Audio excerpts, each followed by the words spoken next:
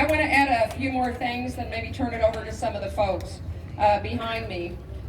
You know, there's been a lot of stuff on the news that's been traveling around, AP stories, radio shows. Anyway, one thing I just love is when they say, you know, if they come up to the Capitol, it's going to cost $37,000 a day. How does freedom, even you put a price tag on it when we've had billions of dollars thrown through the fingers of the governor to spend any way he wants without legislative oversight? So I want you to know, everyone here behind me drove hours and hours of paying for their own hotel rooms. We're going to pay for our own meals as well because we represent you.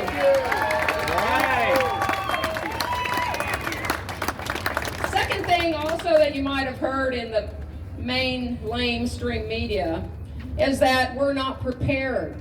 We're just going to come up here and twiddle our thumbs and, oh, we need something to come out of the Legislative Services Office and RS, which is the beginning phases of a bill. And guess what? Can everybody behind me hold up all the RSs they have ready to discuss?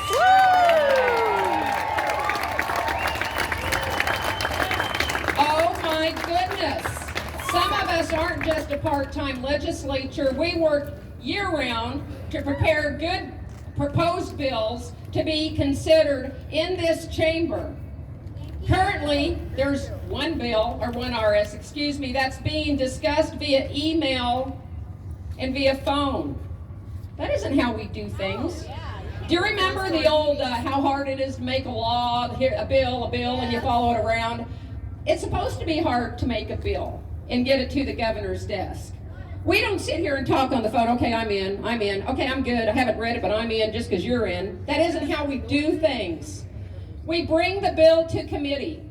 We need people in here to have a committee. Then we hash through the bill. Give it a thumbs up, give it a thumbs down. Let's table it, let's amend it, let's move it on to the floor. We're not even given that opportunity. But you know what? We're sure ready for the opportunity. We are ready like gangbusters. Can you show? Can they show both these again? Hold those up again. Bunch of showboaters. Thank you. Appreciate it. So I just want you to know we are working for you. They are working for you. They have solutions to the problem. We have solutions, but we can't get in. Now let's talk about, okay, I know Representative Barbieri talked about the Federalism Committee meeting on the 28th. So you know what they're going to do, the Federalism Committee? They're going to tear apart Biden's mandates and look at the legal holes. Okay, through OSHA, how do we go after this? Through all these federal agencies, do we go after them? Isn't that what the AG is supposed to do? You guys have no idea how many lawyers you have hired as taxpayers to take care of these issues that aren't being addressed. How many AGs? I think the last I saw there were 15 states that have already signed on to take on the Biden administration to fight this. Yep. How come we're not there? Why isn't Idaho on Right. there? Where's Idaho? Get on it. So anyway, now we're looking at the 28th for the Federalism Committee to create subcommittees. You know what we call that? Kicking the can down the road. Okay? Way, way, way down the road. We were supposed to be in before September 1. Now we're looking at October. You know what the heck? Let's just wait till January. Let's wait till half of our medical force is gone. Everybody can't get taken care of. Everybody's using super glue on stitches. I already can see the mayhem going on. And they're injecting the kids. That's right. They are injecting and testing the kids. Millions will be dead. You know what? You guys are great. You have no idea. I just let you know we're not here just for medical workers. I've had a pilot from my district who's a captain with a major airline. October 1, if he doesn't get the jab after 29 years, he has to retire. I have a nephew who's a captain for Alaska. He's 32 years old, very young for a captain. He had his solo license before he had a driver's license. His dream is nothing but to be in the air. He will give up his career because he will not take the jab because he's raising a young family. So everybody behind me is the same stories. Representative Ron Nate met with a couple hundred people at Idaho National Laboratories the other day. They're upset. The federal employees have to take the jab or they lose their job. Micron has to take the jab or they lose their job.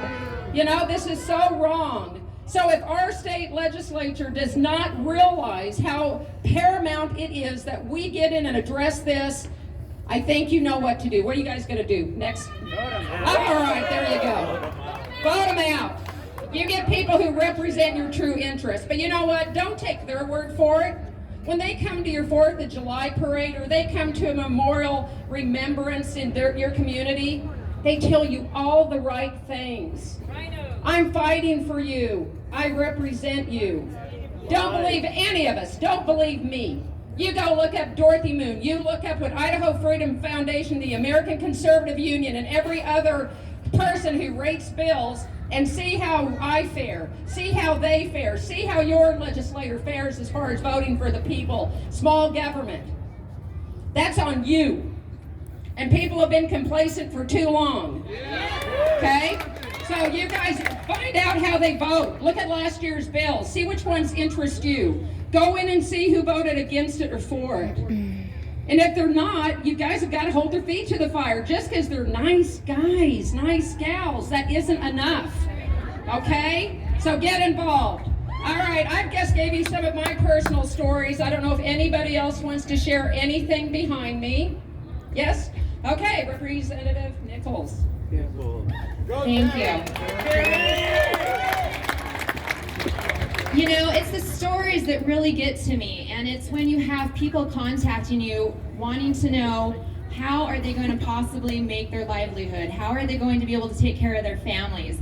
How are they going to take care of their loved ones that received a jab and now are having consequences because of that, or they have actually died? There are so many stories. I have been talking to people nonstop for the last probably 15 months easily. In regards to issues with their job, with their kids, with going to school. I have helped several parents unmask their kids at school and lift those mask mandates so that their kids can breathe. Having children of my own, having gone through the same situation, I totally relate to these families, to these parents, but there's all these different things that are transpiring. I've never seen so many things happen in such a short period of time, and if I knew that fear could be utilized to drive people to do what they normally wouldn't do, there's so many different things we could have done. So, good things though, right? But anyway, I've been working with the nurses, I've been helping them, I've attended their rallies and their protests and trying to help them keep their jobs and to facilitate that because they are worried, they are scared. We have students that are in our medical programs that are now dropping out because they don't want to have to go through this process of having to take this shot. If we have doctors and nurses and medical students and other medical professionals that are resisting this, that should be a red flag to the rest of us, don't you think? Yeah. You know, we have Dr. Cole will be here at 2 o'clock today, and he will be doing, yes, and he is now on the health board, which is amazing. And we are so glad to have someone with more perspective and very, very knowledgeable about what's transpiring to be able to help make decisions for our area here. And he has taken a lot of arrows and a lot of heat to do what he's doing, and I really appreciate him for all his expertise. I got to know him a year ago, last March, when he sat down with me and a few others, and we spent 3 hours with him as he gave us the biology 101 in regards to how viruses work and all that other fun stuff. So it was a really interesting perspective and helped to facilitate the things that we were going to need to know as we saw everything transpiring. But I am here to stand with you. I'm here to stand with the people because freedom is worth fighting for. And if we don't do it, we see what's happening in Australia, we see what's happening in Israel, we see what's happening in Paris, France, we see what's transpiring in those places. Don't think that we're immune from that. We're not. We are not. And it takes all of us to stand up. They are having protests and rallies and all sorts of things transpiring every single day that they're participating in to stand up for their rights. Now, Australia, unfortunately, they lost their right to bear arms. And so they really have little options to be able to defend themselves. And they are asking them to do some crazy, crazy things. And there's a lot of arrests that are going on right now because they can't even travel within 5 kilometers, I think is all that they get outside of their home, otherwise they can be arrested. Do we want to get to that point? No, we don't. So it's now, it's 2 months ago, it's 5 months ago, it's a year ago. We need to be fighting for our rights, and we need to be doing it every single day. Woo! So we appreciate you coming out. We thank you for coming out. Please, please contact the other representatives. Tell them that they need to be here. They need to be standing with us. They need to be standing with you. They need to be representing you, and they need to be fighting for your rights. That is part of our job. It is a government by the people, and it is a republic if we can keep it. Yeah. Thank you. Okay, the last person who's going to speak is Senator Zito. Has a personal experience, and she did a fundraiser for a gentleman who was vaccine injured. It's an astounding story, but this isn't something you hear about in the press. So she's going to give you a brief overview of it. Here, Senator. Yay, Christie! Woo! Representing the Senate, Christie! I'm short enough that you can't see me when I stand up. Yes, come And I down. don't do well in heels anymore. So, I don't care if you choose to get a vaccine. I don't care if you choose not to get a vaccine. I care that you make an informed decision. That's all I care about. Is that better? Can you hear me now? Yes. So, my neighbor, Doug Cameron, took the Johnson & Johnson vaccine. A few hours later, he started to have a lot of pain from the waist down. And he went to the doctor's office and they told him to go home and take some Tylenol or whatever. And I'm not going to go into a lot of details about the story. But my neighbor will now spend the rest of his life confined to a wheelchair. He'll never walk again. Now, there will be another representative who will tell you that because they live closer to him, they know more about this than I do and that this is being misrepresented. But I talk to Doug, I go to their home, I see them. I know for a fact that Doug will spend the rest of his life confined to a wheelchair and everything that goes along with that. This is happening, and Doug is not the only one. There are a lot of stories out there like this. Do what you're going to do, but make sure that you are informed and make sure that you make wise choices and decisions. We've raised about $23,000 to help Doug with his medical expenses, and I'm grateful to all of you who helped do that. Another little thing I'd like to address is Representative Nichols touched on it just briefly, and that's our Second Amendment. Now, I know probably everybody standing here today at one time or another has said they will take my guns when they pry them out of my cold dead hand. And they But I appreciate that and I agree with you, but I want to point one thing out to you. be proactive. Your right to move, your right to shop, your right to travel, your right to have power in your home, your right to go see your grandkids, your right to do anything that is guaranteed you in the Constitution, right down to making a living, to feed yourself, to own your own property, can be taken away just as fast. And your Second Amendment right can follow just as easily with the social credit score and the Vax Pass. Yep. It's all going to combine and go together. Yes, it will. I don't know if any of you understand the gravity of what is happening here. This is not a time to wait. This is not a time to meet. This is not a time to subcommittee like the Education Committee that spent 5 years coming up with a funding formula that no one could read.